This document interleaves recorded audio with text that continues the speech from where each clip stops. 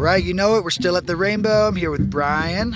Bryan and I just connected. I don't know. We were working and drumming, and just he's a constant contributor as well. So, what's up, Bryan? Hey, man. It's good to be home, huh? When did you arrive home? I got here a few days ago. I'm living up in Fort Collins right now, just keeping a little garden going. But I was traveling and stuff around this winter, around the Southwest. And, No way. Wanted to come back and say hey to the family. So. Which parts? I was down in New Mexico. Hit up some hot springs around like Taos and a little west of there, and then spent a bunch of time in Sedona. Sweet.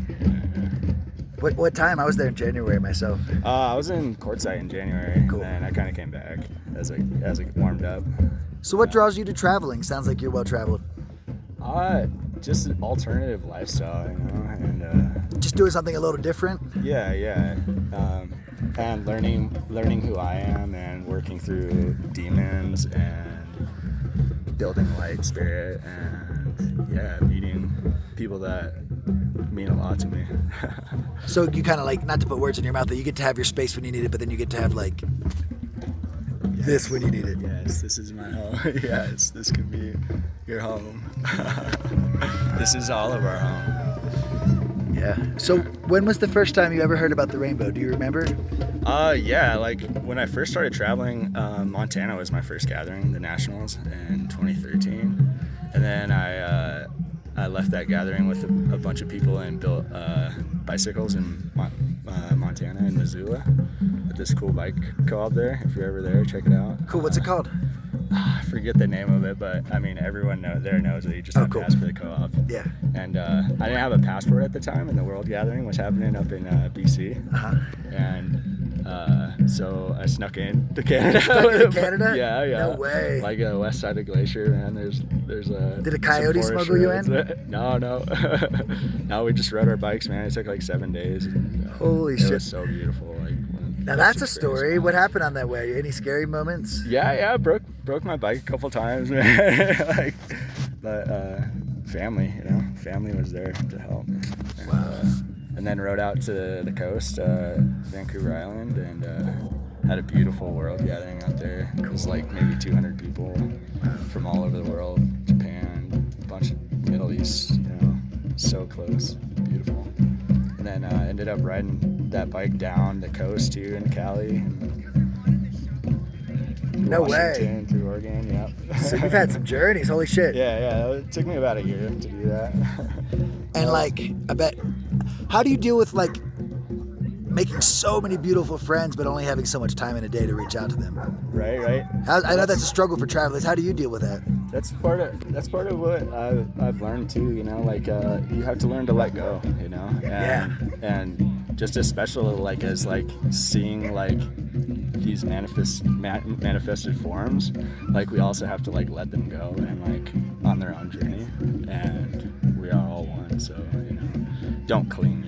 That's What do you think clinging causes? suffering. Did you used to cling more, maybe? Oh yeah, for sure, man. It's humans' nature to desire things, and to go from want to want to want to want. But it's crazy. That also creates our suffering. And it's also crazy because sometimes when you let go is when you can truly have something. It's Yeah.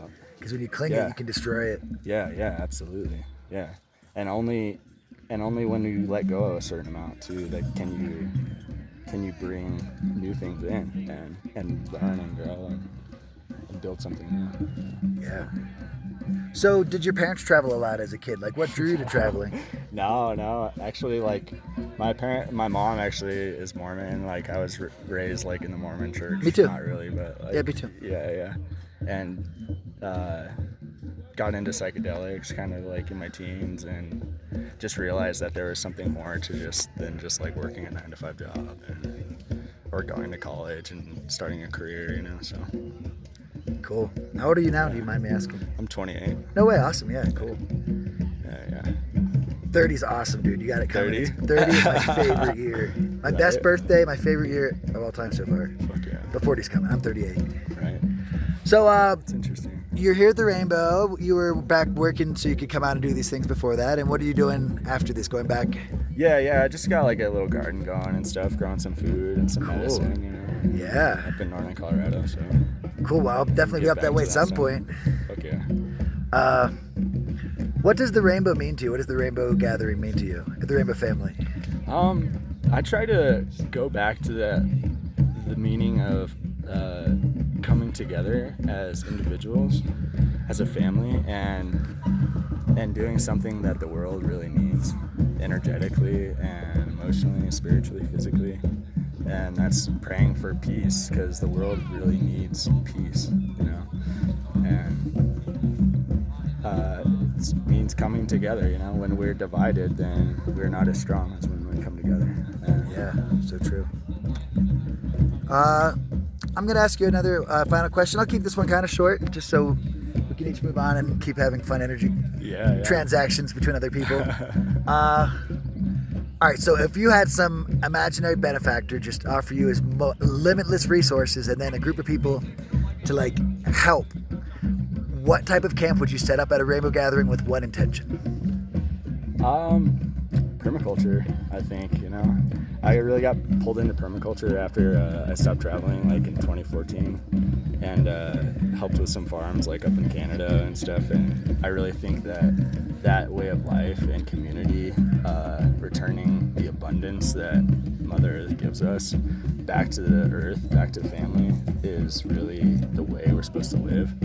And so I would really love to just grow food and keep the family healthy, grow medicine. So maybe like come and get set up early and set up a little like a little secret garden and then create that as a camp to teach people how to do permaculture and the benefits Right. of it. That could be cool, man. Yeah, for sure. That'd be sweet. That would be sweet. Well, that's awesome. That sounds great. Maybe we'll do it together someday. Right. Next year. Hell yeah. Let's get a hug on camera and I'll say adieu. Thank you, brother. Love you, brother. Loving you too. Awesome. Thanks.